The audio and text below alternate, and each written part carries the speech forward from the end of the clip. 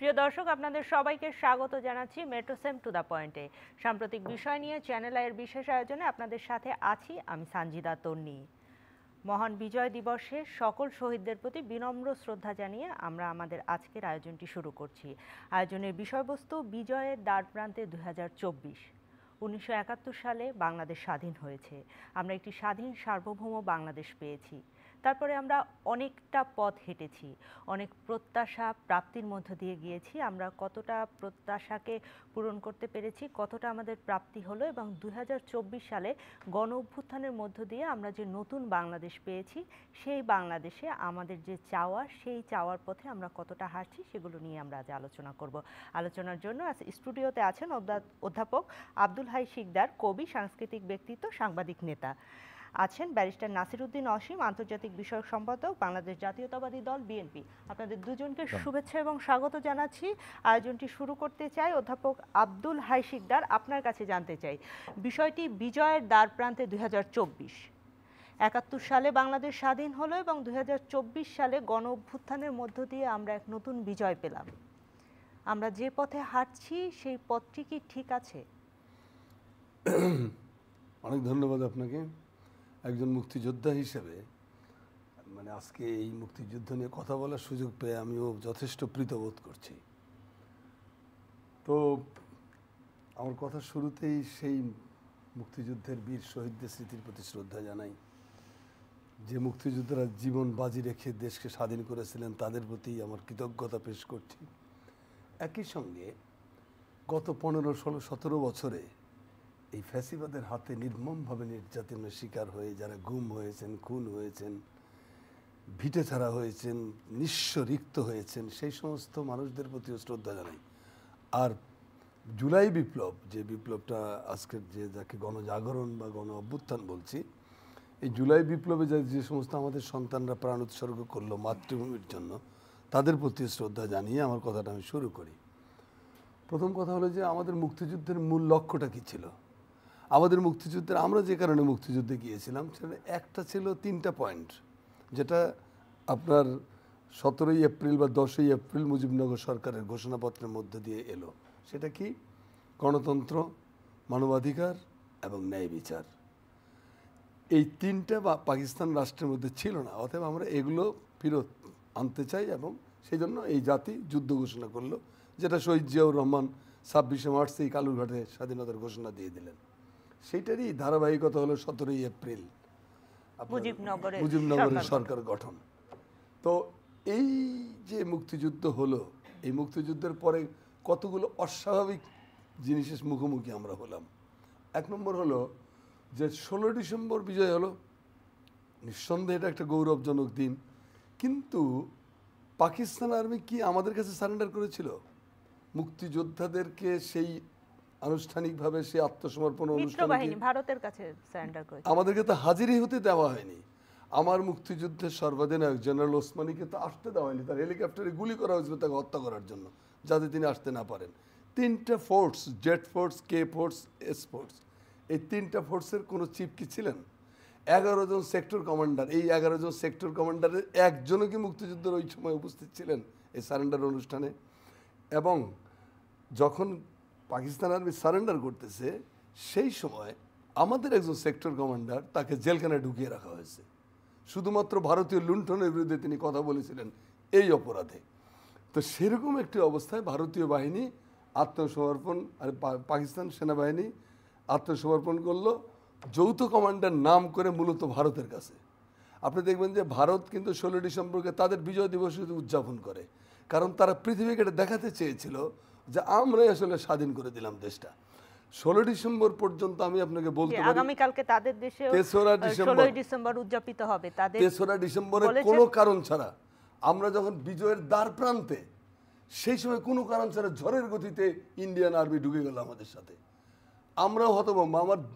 আমি জানি যে জেনারেল ওসমানী বাংলাদেশের সেক্টর কমান্ডাররা ছিল না, সেটি আমি শেষ করি। এই যে আপনার ঝড়ের গতিতে ঢুকে গেল, কারণ ক্রেডিটটা নিতে চেয়েছিল, ছিনতাই করতে চেয়েছিল, এবং তারা ভয় পাচ্ছিল যে যদি আমরা যে ক্ষমতা দখল না করি তাহলে এই যে আওয়ামী দস্যু, ডাকাত, তস্কর যারা মুক্তিযুদ্ধের নামে ওপারে গিয়ে নানান অপকর্ম করেছে তাদের হাতে তো দেশটা তুলে দেওয়া যাবে না, হয়তো একটা অন্যরকম কিছু হয়ে যেতে পারে, সেই ভয়ে ইন্ডিয়া দখল করলো। 16 ডিসেম্বর থেকে 26শে ডিসেম্বর এই যে 10 দিন, এই 10 দিন তো ভারতীয় সেনাবাহিনীর আন্ডারে ছিল বাংলাদেশ। আমাদের তাজউদ্দিন সরকার 26 তারিখে ফিরে এসে ক্ষমতা নিল কার কাছ থেকে? জগজিৎ সিং অরোরার কাছ থেকে। দয়া করে ক্ষমতাটা দিল আমাদেরকে। তাহলে আমরা তো মুক্তিযুদ্ধের চূড়ান্ত মুহূর্তের ক্রেডিট থেকে বাংলাদেশকে, বাংলাদেশের মুক্তিযোদ্ধাদেরকে, বাংলাদেশের জনগণকে পরিপূর্ণভাবে বঞ্চিত করা হয়েছে, এগুলো তো সত্য। তারপরেও আমরা এর বিরুদ্ধে ফাইট করেছি এবং আমি মনে করি যে নভেম্বর বিপ্লব, 7ই নভেম্বরের যে বিপ্লব, যে বিজয় আমাদের 16 ডিসেম্বরে আসে নাই, যে লক্ষ্য 16 ডিসেম্বরের পরে অর্জিত হয় নাই, 3.5 বছর একটা ফ্যাসিবাদী সরকার বাংলাদেশের 27,000 মানুষ হত্যা করেছে, 15 লক্ষ লোককে না খেয়ে মেরেছে, গণতন্ত্রকে হত্যা করেছে, 4র্থ সংশোধনী দিয়ে একটা জাহান্নাম বানিয়েছিল বাংলাদেশকে। সেই জায়গায় বাংলাদেশকে তার মুক্তিযুদ্ধের লক্ষ্যের কাছে সত্যিকার অর্থে স্বাধীন করার প্রথম ধাপটা ছিল 7ই নভেম্বর। শহীদ জিয়ার নেতৃত্বে সিপাহী জনতা কাঁধে কাঁধ মিলিয়ে ঠিক মুক্তিযুদ্ধের চেতনার সাথে দেখেন সামঞ্জস্যপূর্ণ। তো ওই ঘটনার পরে এই 15 বছরের ফ্যাসিস্ট শাসন উৎখাত করতে গিয়ে আমরা দেখলাম যে আমাদের ছেলেমেয়েরা ওই যে মুক্তিযুদ্ধে যে জিনিসগুলো আমরা চেয়েছিলাম, যে জিনিসটা হলো না, সেই জিনিসটা ফিরিয়ে আনার জন্যই তারা আত্মাহুতি দিয়েছে। অতএব আমি মনে করি আমাদের মুক্তিযুদ্ধের সঙ্গে 7ই নভেম্বর বিপ্লবের সঙ্গে আজকের এই 24-এর বিপ্লব একই সূত্রে গাঁথা এবং একটার পরিপূরক। ঠিক আছে, ধন্যবাদ। ব্যারিস্টার নাসিরউদ্দিন অসীম, আপনার কাছে জানতে চাই, আমরা বিজয় দিবসের দ্বার প্রান্তে এবং বিএনপির ভারপ্রাপ্ত চেয়ারম্যান তারেক রহমান তিনি বলেছেন সম অধিকার থাকবে নতুন বাংলাদেশে। এই নতুন বাংলাদেশটি কেমন? বর্তমানে যে বাংলাদেশের আইন শৃঙ্খলা পরিস্থিতি রয়েছে সেটি বেশ নাজুক অবস্থায় রয়েছে। এই পরিস্থিতিতে আমরা যে বিজয় দিবস উদযাপন করছি, সব কিছু মিলিয়ে আপনি বাংলাদেশকে কেমন দেখছেন? ধন্যবাদ আপনাকে। চ্যানেল আইয়ের দর্শক শ্রোতা যারা দেখছেন তাদেরকে ধন্যবাদ জানাচ্ছি। বিজয় দিবসের, মহান বিজয় দিবসের শুভেচ্ছা জানিয়ে আমি বলছি যে মহান মুক্তিযুদ্ধে যারা শহীদ হয়েছেন, 2 লক্ষ মা বোন যারা সম্ভ্রম হারিয়েছেন, মুক্তিযুদ্ধের সকল শহীদদের আত্মার প্রতি আমি শ্রদ্ধা জানাচ্ছি। সমস্ত মুক্তিযোদ্ধা যারা আছেন, এখনও বেঁচে আছেন, পঙ্গু মুক্তিযোদ্ধা যারা আছেন, তাদের প্রতি শ্রদ্ধা জানাচ্ছি। আমি জনাব আব্দুল হাই শিকদারের সঙ্গে একমত পোষণ করছি। যে লক্ষ্য নিয়ে আমরা এই দেশটাকে স্বাধীন করেছিলাম, এদেশের মানুষ আত্মাহুতি দিয়েছিলেন, ত্যাগ বিসর্জন করেছেন, আমরা তার কাঙ্ক্ষিত লক্ষ্যে কিন্তু পৌঁছতে পারিনি। স্বাধীনতার প্রায় 50-এর বেশি বছর চলে গেছে, 53 বছর চলে আজ 53 বছর। এই 53 বছরে আমরা কি যে আদর্শ বা যে উদ্দেশ্য নিয়ে আমরা মুক্তি সংগ্রাম লড়াই করেছি, আমরা কি সেটা অর্জন করতে পেরেছি? আমরা তো বিভিন্ন সময় দেখেছি, আমরা যে স্বাধীনতা অব্যবহিত পরে আমরা দেখেছি লুটতরাজ, অপশাসন, দুঃশাসন, পরবর্তীতে আপনার যে 7ই নভেম্বরের কথা বলেছেন, বিপ্লব চেতনা, সমস্ত কিছু মিলে পরবর্তীতে আবার মনে করুন যে সামরিক শাসন এসছেন, আমরা দেখেছি গণতান্ত্রিক সরকার এসছে, পরবর্তীতে আমরা আবার স্বৈরশাসন দেখেছি। দীর্ঘ আপনার 16-17 বছরের মতো আপনার একবার অনির্বাচিত সরকার ছিল, একেকারোর সরকার ছিল। পরবর্তীতে যারা নির্বাচিত হয়েছেন তারা নিরঙ্কুশ সংখ্যাগরিষ্ঠতার দোহাই দিয়ে আদালতকে ব্যবহার করে বাংলাদেশের গণতন্ত্রকে আপনার কণ্ঠরোধ করেছেন। বাংলাদেশের জনগণ তাদের ভোটাধিকার হারিয়েছেন, যে রাতে হয় ভোট, কখনো আপনার বিনা ভোটে নির্বাচন হয়, কখনো আপনার মানুষ ছাড়াও নির্বাচন দেখেছি আমরা, তাই না? তো সে ধরনের এটা তো আমাদের প্রত্যাশা ছিল না। তো আমাদের প্রত্যাশায় যে ব্যাঘাত ঘটেছে, একটা পর্যায়ে এসে আপনার সামার 2024 জুলাই আগস্টের যে আন্দোলনটা, সেই আন্দোলনটা একটা পর্যায়ে বৈষম্য বিরোধী ছাত্র আন্দোলন, কোটার বিরুদ্ধে, কোটা প্রথার বিরুদ্ধে, চাকরিতে বৈষম্যের বিরুদ্ধে তাদের প্রথম দাবি ছিল। কিন্তু সেটাকে সরকার এত গোয়ার হয়ে গেছে, ক্ষমতার লোভটা এত বেশি ছিল, কোনো কিছু তারা কখনো তোয়াক্কা করেননি, তারা সে দাবি মানেননি। দাবি মানলে জানি না কি হতো, সেটা আমরা ঠিক বলতে পারছি না। তবে সাবেক যে ফেসিস প্রধানমন্ত্রী, তিনি যে কতটুকু জিঘাংসা প্রবৃত্তি নিয়ে সবসময় থাকতেন, তিনি নিজেই খুব দম্ভ করে বলেছিলেন যে 18 সালে তো আমি মেনেছিলাম ওদের উৎপাতে যন্ত্রণায়, আমি মেনেছিলাম, তাই না? মেনে উনি কী করলেন? মুক্তিযোদ্ধার সন্তানদেরকে দিয়ে আবার একটা রিট ফাইল করিয়ে দিলেন হাইকোর্ট জি, ডিভিশন আমরা এই সুপ্রিম কোর্টে বিষয়গুলো এসেছে। জানি। আমি বলছি জি। ওটা যখন মানেননি তার পরবর্তীতে কিন্তু এক পর্যায়ে এসে ছাত্র জনতা তাদের আন্দোলনটা এক দফাতে নিয়ে চলে গেল, যেটা হচ্ছে যে এই স্বৈরশাসনের অবসানটা হওয়া উচিত। এই স্বৈরশাসনের অবসানটা কি শুধু চাকরি পাওয়ার জন্য? নিঃসন্দেহে নয়। কোটা যদি আপনার বাতিলও করতো, আপনি চাকরি পাবেন, এই নিশ্চয়তা কে দেবে? এমপ্লয়মেন্ট অপরচুনিটি যদি না থাকে তাহলে আপনার বিশ্ববিদ্যালয়গুলো থেকে বেরিয়ে গ্র্যাজুয়েট হয়ে মাস্টার্স করে আপনি তো রাস্তায় রাস্তায় ঘুরবেন। আপনি কোটা প্রথা বাতিল হবার পর, বৈষম্য বিলোপ হবার পর আপনার ওই যে পিএসসি চেয়ারম্যানের ড্রাইভাররা বা পিএসসি প্রশ্নপত্র ফাঁস করবে না, এই নিশ্চয়তাটা কে দেবে? সে জায়গার থেকে আমি চাই যে আন্দোলনটা হয়েছে, আন্দোলন সফল হয়েছে, আমরা একটা অন্তর্বর্তীকালীন সরকার দেশ পরিচালনা করছে। আপনি যে বললেন বিজয় অর্জন বা বিজয়ের অভিষ্ট লক্ষ্য, আন্দোলনটা কেন ছিল? ৭১-এ যেটা ছিল যে গণতন্ত্র, তো গণতন্ত্র তো ফেরত আসতে হবে, এখনও কিন্তু গণতন্ত্র আসেনি। এখন যেটা আছে ঐক্যমতের ভিত্তিতে আমি মনে করি একটা ইন্টারিম গভর্নমেন্ট, যে একটা ভেকুয়াম, যেটা একটা ট্রানজিশনাল পিরিয়ড চলছে, তাহলে আমাদের অভিষ্ট লক্ষ্য হওয়া উচিত গণতন্ত্র।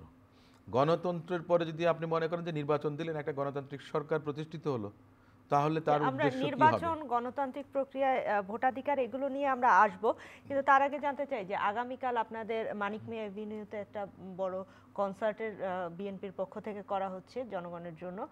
সবকিছু মিলিয়ে এর বাইরে দেশের আইন শৃঙ্খলা পরিস্থিতি আপনারা না, কেমন দেখছেন? আমি আপনাকে বলি, আমি না একটু মানে যেটাতে ছিলাম, যে আমি বলছি যে সরকার যাই আসুক না, কিন্তু আমার কথা হচ্ছে যেই উদ্দেশ্য নিয়ে আন্দোলনটা হয়েছিল সেই উদ্দেশ্যগুলো যেন সফল হয়, আমি সেটা কামনা করি। অর্থাৎ চাকরি পাবো, চাকরির জন্য আপনার কর্মস্থল আপনার তৈরি করতে হবে, আপনার স্বজনপ্রীতি চলবে না, আইনের শাসন আসবে, জনগণের শাসন আসবে, বিচার বিভাগ বলেন, আপনার বিভিন্ন আপনার প্রশাসন, সে সিভিল প্রশাসন বলেন, পুলিশ প্রশাসন বলেন, তারা যেন নিরপেক্ষভাবে কাজ করতে পারে।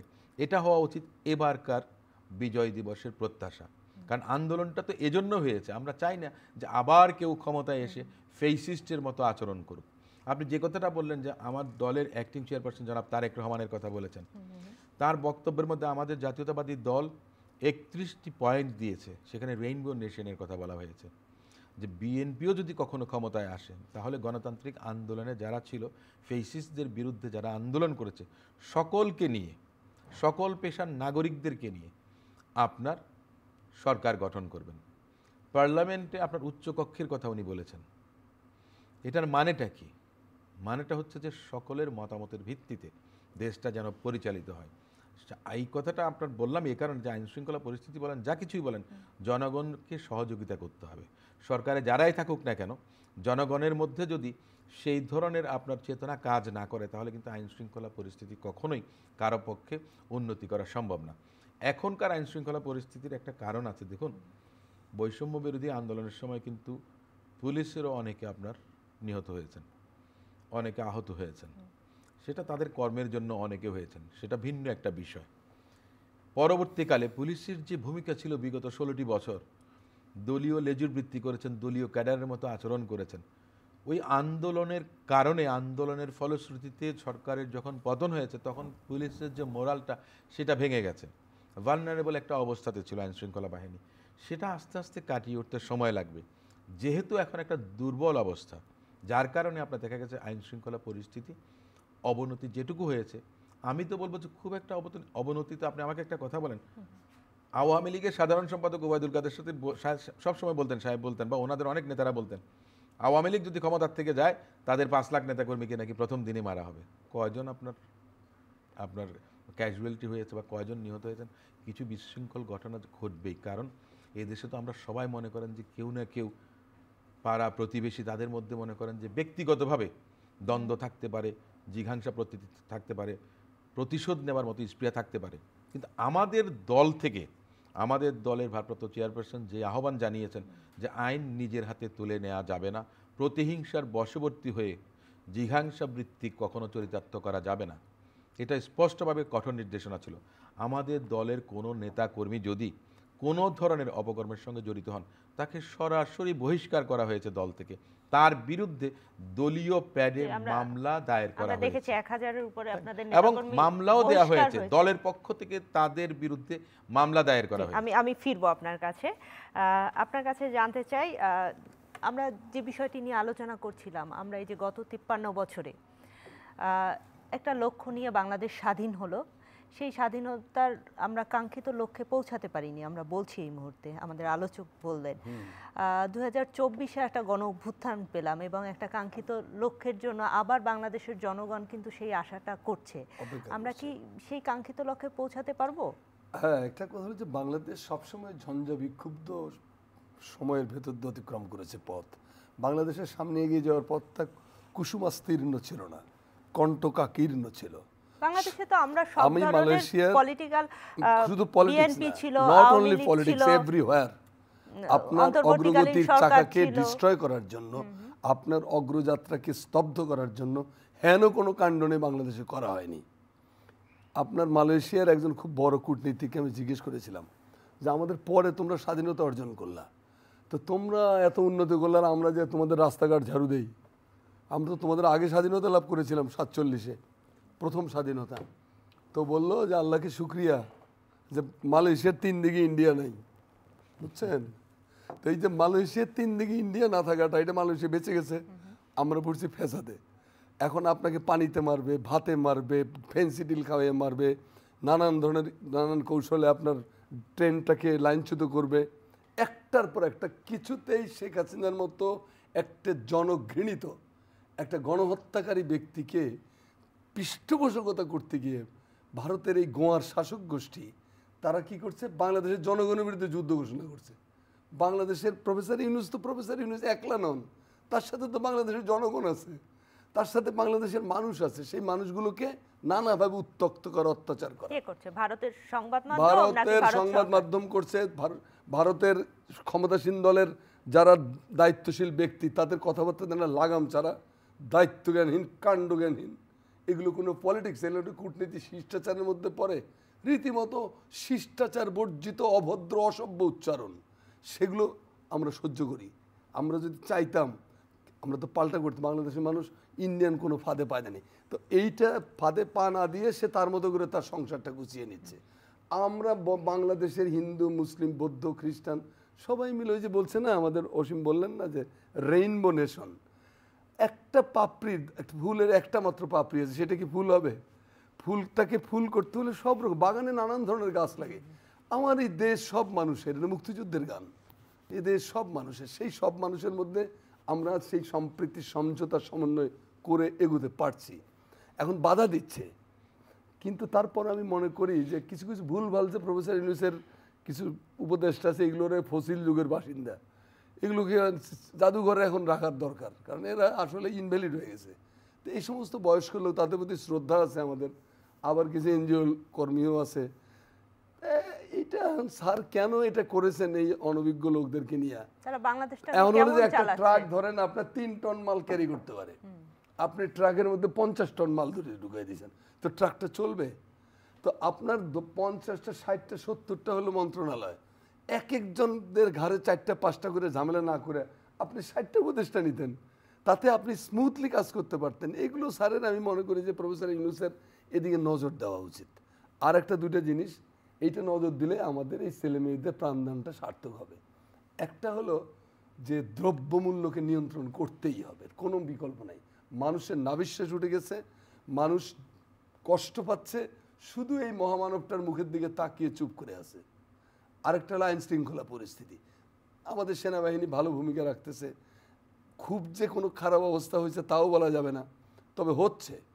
এই দুটা জিনিস করার পরে তাদের যেটা করা উচিত সেটা হলো জনগণের প্রত্যাশা মাফিক এবং এই রেগুলেশনের সাথে সঙ্গতিপূর্ণ হয়ে প্রয়োজনীয় সংস্কারগুলো সম্পাদন করে অত্যন্ত দ্রুততার সঙ্গে, না হলেও যৌক্তিক সময়ে, যৌক্তি শব্দটা এখন ব্যবহার করতে করতে ফালতু হয়ে গেছে, বলতে চাই যে প্রয়োজনীয় সময়ের মধ্যে একটা নির্বাচন দেন, ফ্রি ফেয়ার ইলেকশনের মধ্যে মানুষ একটা ফেস্টিভ মুড নিয়ে ইলেকশন করুক, তারা তাদের সরকার বেছে নেবে।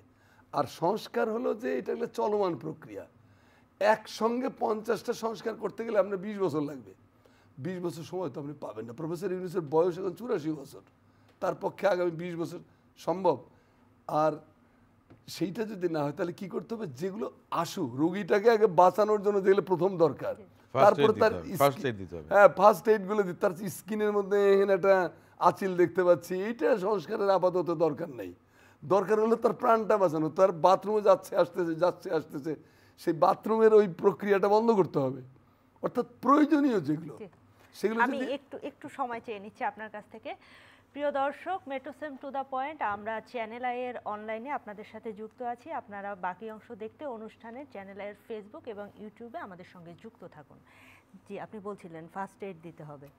ফার্স্ট এইড দিতে হবে, তো ফার্স্ট এইড না দিয়ে আপনি একসঙ্গে পুরো হাসপাতালের সমস্ত যন্ত্রপাতি এনে চারিদিকে দাঁড় করে রাখছেন, দরকার নাই তো। যেটা দরকারি সেটা আগে করেন। আপনার এখন দরকার হলো আপনার লাইফ সাপোর্ট দেওয়া, তো আপনি আইসিইউতে ঢোকান রোগীকে, লাইফ সাপোর্ট দিয়ে সুস্থ হলে তারপরে অন্যান্য চিকিৎসা। তো সেই জন্য আমি মনে করি যে প্রফেসর ইউনূসকে উপদেশ দেওয়ার মতো ধৃষ্টতা আমার নাই। আমি অত বড় মানুষ না, কিন্তু তাকে রেসপেক্ট করি। তারপরে আমি বইও লিখেছি। 2010 সালে যখন আমার বই বের হয়, আমার বইটা ব্যান করে দিয়েছিল হাসিনা গভর্নমেন্ট।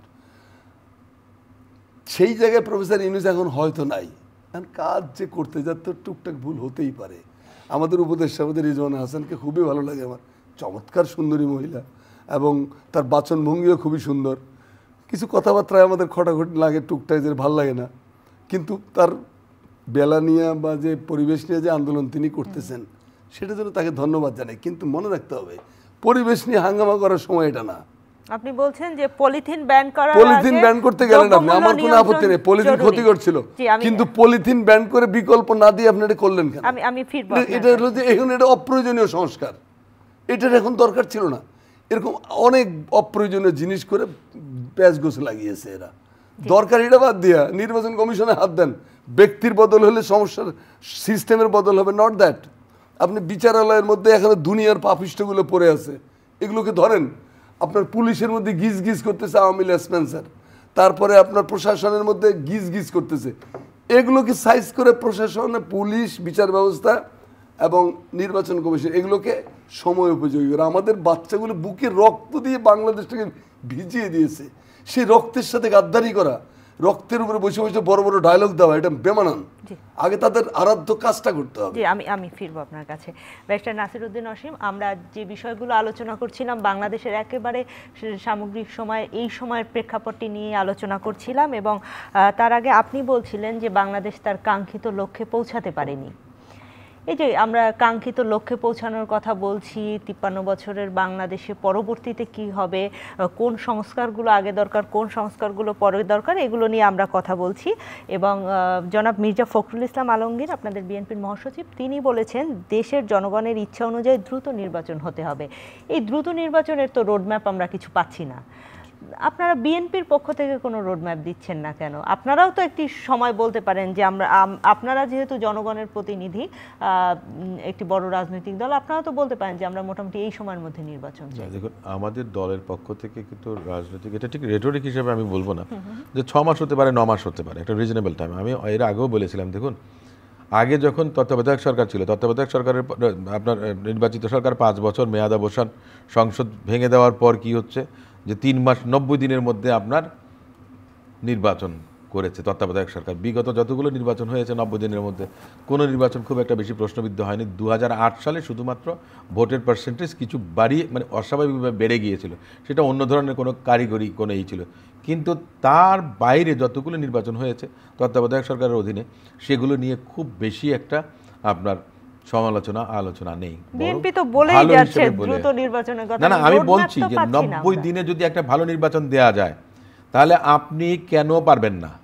কারণ যারা 5 বছর ক্ষমতায় থাকে সব সময়, মানে আমাদের দেশের যে পারসেপশন, যেটা যারা ক্ষমতায় থাকেন তারা মোটামুটিভাবে দলীয়করণ করে যান।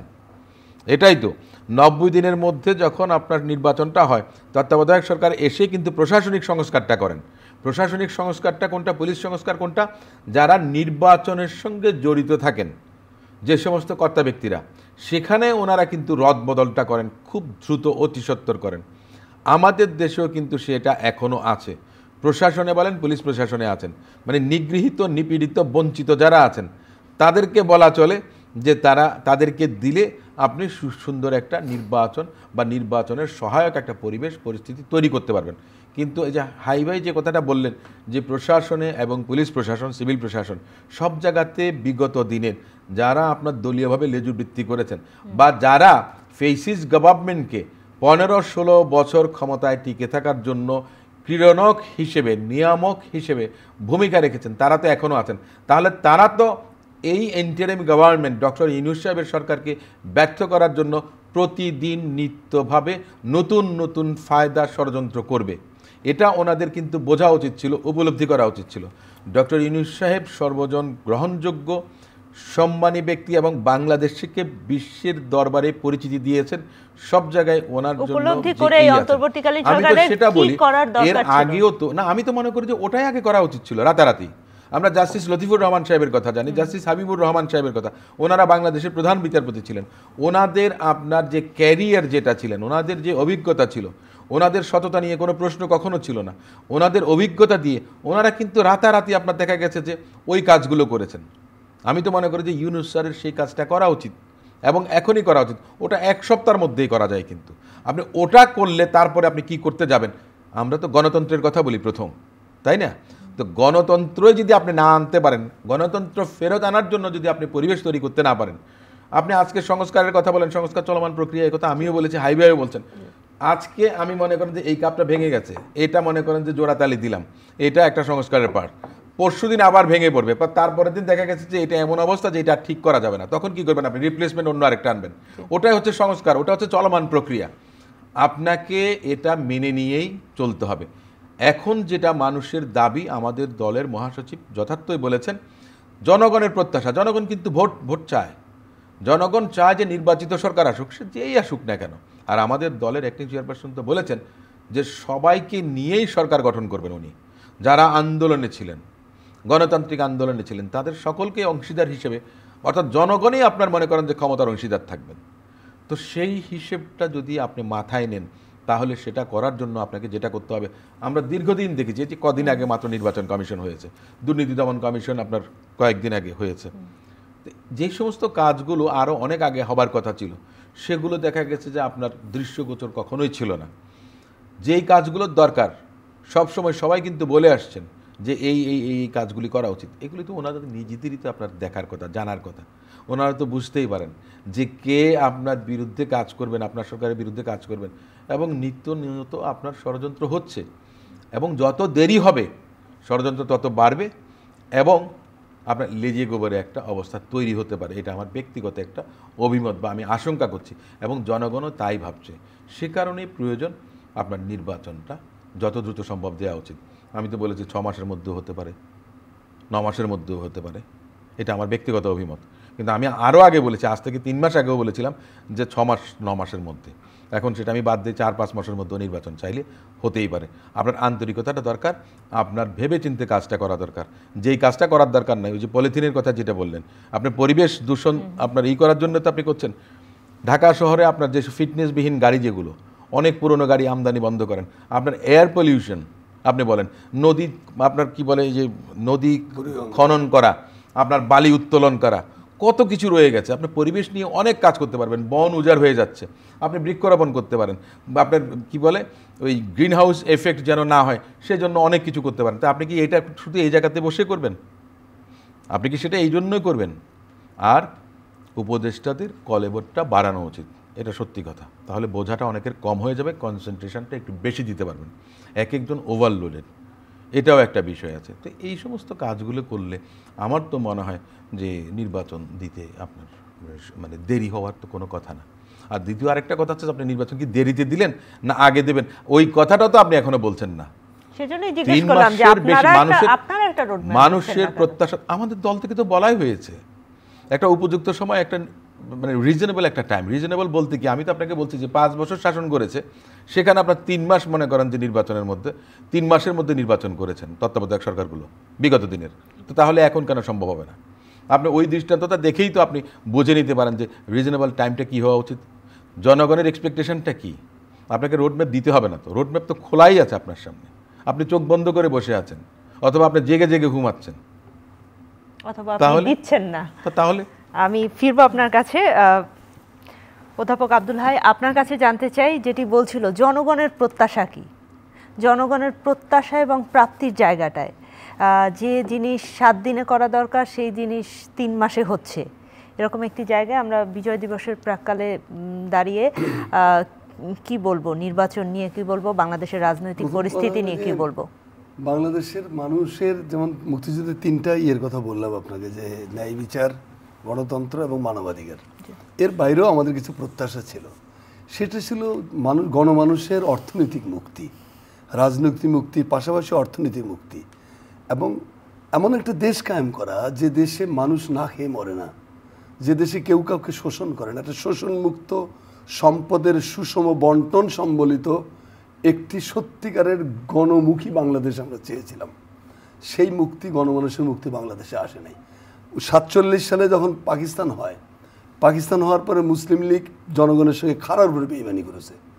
তারা তাদের ক্ষমতা নিয়েই ব্যস্ত থাকলো, মানুষের ভাগ্যের পরিবর্তনে কাজ করে নাই। 71 সালে মুক্তিযুদ্ধের পরে শেখ মুজিব একই বেইমানি করেছেন, তিনি জনগণের ভাগ্য পরিবর্তনের জন্য কাজ করেন নাই। মানুষ মারা যাচ্ছে রাস্তায় না খেয়ে, 15 লক্ষ 16 লক্ষ মানুষ। সেই সময় তার পুত্রকন্যাদের বিয়ে হচ্ছে সোনার মুকুট মাথায় দিয়ে। That was your country in that time. তো তার মানে যাকে আমরা পাঠিয়েছি তিনি রাবণ হয়েছেন, যেই গেছে লঙ্কায় সেই হয়েছে রাবণ। আবার এরকম করে ধাপে ধাপে আসেন। ধরুন 2008 সালে নির্বাচন, আমি নিজে ভোট দিতে পারিনি, আমাকে ভোট কেন্দ্রে ঢুকতে দেয়নি আর্মি বা আপনাদের পুলিশ, বলছে ভোট দেওয়া লাগবে না, আপনার বাসায় যান। অর্থাৎ 2008 সালে নির্বাচনটা ওটা 3rd ক্লাস নির্বাচন ছিল।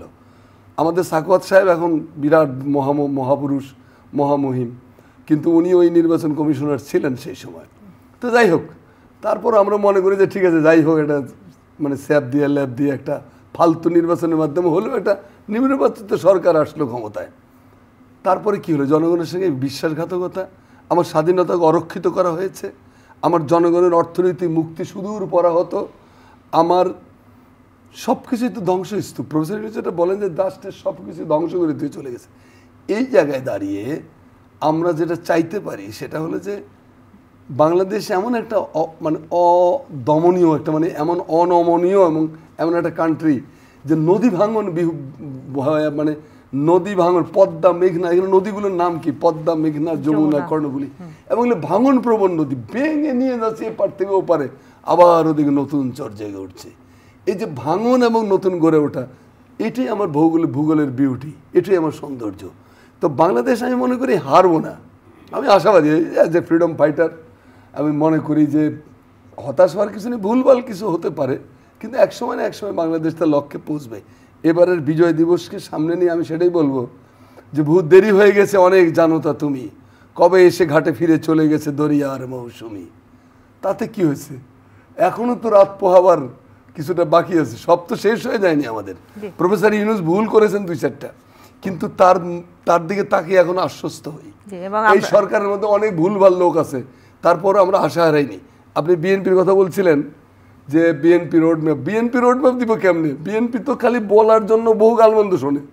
সে বলছে আরে ভাই ঠিক আছে, প্রয়োজনীয় দরকারি সংস্কারগুলো করে একটা নির্বাচন দেন না, এইটা বলার জন্য প্রচুর গাল শুনতে হয়।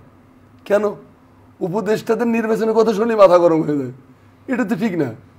আপনি সবার কথা শুনবেন না কেন? আপনি আপনারটা বলেন যে ভাই আমরা এই যে এই কারণে দেরি করতেছি, ওকে। ঝগড়া করার জন্য তো আমাদের রাজনৈতিক দলগুলোর পরিপূর্ণ সমর্থন না থাকলে এই সরকার টিকতে পারতো না। কিন্তু তারা দিচ্ছে। ছাত্র জনতার এই তো বড় একটা রক্তাক্ত রেভলিউশনের পরে মানুষ কৃতজ্ঞ চিত্তে এই সরকারকে বরণ করে নিয়েছে। সেই কৃতজ্ঞতাকে রিফ্লেকশন দিতে হবে কাজের মধ্যে, তো সেটা দিচ্ছেন না। এটা কোথাও কোথাও হচ্ছে। উল্টো যারা এগুলো বলে তাদেরকে, যেমন সরকার গঠনের ক্ষেত্রে আমার যেটা মনে হয় যে স্যার যদি এটা করতেন যে সমস্ত পলিটিক্যাল পার্টিগুলোর থেকে যারা স্টেক হোল্ডার ছিল, এই এগুলো নিয়ে আমরা অনেকবার কথা বলেছি, কথা কেন কানে পৌঁছায় না কারণ আমরা তো বলতে পারবো না। তবে আমি প্রত্যাশা করি আপনি পরের নির্বাচনে ভোট দিতে পারবেন, এরকম একটা প্রত্যাশা আমরা তো সেটাই চাই। আমি আপনাকে বলি, আমি হতাশ নই। এত বঙ্গ দেশ তবু রঙ্গে ভরা, ইনশাআল্লাহ বাংলাদেশ তার কাঙ্ক্ষিত মঞ্জিলে পৌঁছবে। অধ্যাপক আব্দুল হাই তিনি হতাশ নয়। ব্যারিস্টার নাসিরউদ্দিন অসীম, আপনি কি বলবেন বাংলাদেশ নিয়ে কতটা আশাবাদী, এবং আগামীকালকে আপনাদের বিএনপির একটি বড় সমাবেশই আমি বলবো, বড় কনসার্ট আছে মানিক মিয়া এভিনিউতে, এবং বিজয় দিবসকে অনেক বছর পর বোধহয় বিএনপি এমন উৎসব মুখরভাবে পালন করছে, এই তারুণ্যের উৎসব, সবকিছু নিয়ে জানতে চাই, শেষ করবো আয়োজনটি। বাংলাদেশে তো আপনার গত 16 বছর তো কোনো উৎসব ছিল না, শুধু আপনার মনে করেন যে শোক আর শোক, কেউ গুম হয় কেউ খুন হয়। তো সেরকম একটা অবস্থার মধ্যে দিয়ে বিএনপি কোনোদিন কোনো উৎসব পালন করতে পারেনি। বিএনপির প্রতিটি দিন প্রতিটি নেতাকর্মীরই ছিল আপনার শোকের দিন, শোকের মাস, শোকের বছর। তো তার থেকে উত্তরণ ঘটেছে এই বিজয় দিবসের প্রাককালে আপনার মনে করেন যে তারুণ্যের যে উচ্ছ্বাস, তাদের যে প্রত্যাশা, তাদের জন্য, এবং যারা এই জুলাই আগস্টে শহীদ হয়েছেন তাদের স্মৃতির প্রতি সম্মান রেখে আমি মনে করি যে আগামীকালকের যে কনসার্টটা আপনার বিভিন্ন জায়গায় হয়েছে, যেমন আমাদের স্বাধীনতা যুদ্ধের সময় হ্যারিসন ফোর্ড আপনার নিউ ইয়র্কের টাইমস স্কোয়ারে, তাই না, আপনার কনসার্ট করেছিল, ফান্ড রেজ করেছিল। তো এখানে ফান্ড রেজের বিষয় না, আপনি হয়তো বলবেন যে আপনি এই উৎসব কেন করছেন। এই উৎসবটা হচ্ছে যে 16 বছরের যে দুঃশাসন, অপশাসন, শোকবিহবল প্রতিটি মুহূর্ত, সেই মুহূর্তকে আপনার বিতাড়িত করে যে বিজয়ের আনন্দ, আগামী দিনে যেন সেই আনন্দের ফলগুধারা অব্যাহত থাকে, বাংলাদেশের জনগণ যেন উৎসব মুখর প্রতিটি দিন পালন করতে পারে, তাকে আপনার একটা ল্যান্ডমার্ক হিসেবে রাখার জন্য আগামীকালকের এই অনুষ্ঠানটা। অনেক ধন্যবাদ আপনাদের দুজনকে, অসংখ্য ধন্যবাদ আমাদেরকে সময় দেওয়ার জন্য। প্রিয় দর্শক, মেট্রোসেম টু দ্য পয়েন্ট থেকে আজকের মতো বিদায় নিচ্ছি। আমাদের আলোচকরা যেটি বললেন, প্রতিটি নতুন সূর্যোদয় যেমন আমাদেরকে বিজয়ের কথা বলে, তেমনি আমরা যে বাংলাদেশ চাই সেটি 1971 সালে মহান মুক্তিযুদ্ধের মধ্য দিয়ে আমরা যে বাংলাদেশ চেয়েছি, এবং 2024 সালে গণ অভ্যুত্থানের মধ্য দিয়ে আমরা যে বাংলাদেশের স্বপ্ন দেখি, সেই বাংলাদেশ আমরা নিশ্চয়ই পাবো। আপনাদের সবাইকে বিজয় দিবসের অনেক অনেক শুভেচ্ছা জানিয়ে শেষ করছি। সবাই ভালো থাকবেন, সবার জন্য শুভকামনা।